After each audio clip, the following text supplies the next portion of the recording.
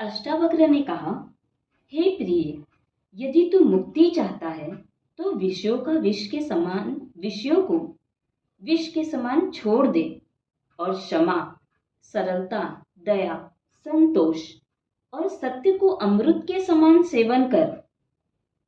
हे प्रिय, अष्टावक्र आयु में कम होते हुए भी ज्ञान वृद्ध हैं एवं गुरु पद पर आसीन हैं। राजा जनक शिष्य भाव से जिज्ञासा कर रहे हैं, इसलिए अष्टावक्र उन्हें प्रिय शब्द से संबोधित कर कहते हैं कि यदि तू मुक्ति चाहता है तो इन विषयों को विष के समान छोड़ दे। एक ही वाक्य में वैराग्य का रहस्य प्रकट कर दिया। इंद्रियों द्वारा भोगे जाने वाले विषयों में आसक्त होना ही मनुष्य को आत्मज्ञान से वंचित रखता है। ये विषय केवल शरीर और मन को ही तुष्ट कर सकते हैं, आत्मा को नहीं। फिर भोग से कभी वासनाएं तृप्त नहीं होती, बार बार उठती हैं, वह अनेक जन्मों तक चलती ही रहती हैं, जिससे मनुष्य शरीर व मन ही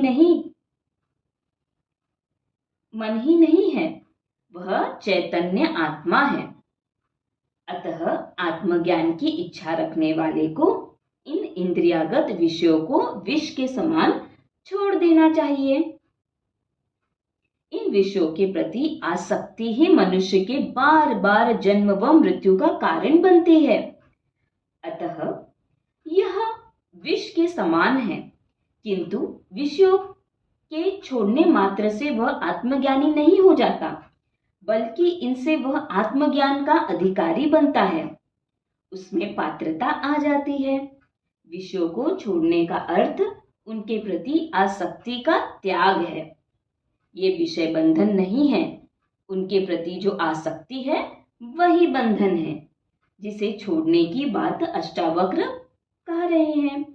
विषयों को छोड़ने का अर्थ खाना पीना, कपड़े, बिस्तर आदि छोड़कर नग्न हो जाना व भूखे मरने से नहीं है, बल्कि शरीर को जीवित रखने के लिए जो न्यूनतम आवश्यकताएं हैं उनसे अधिक का भोग ना करने से है।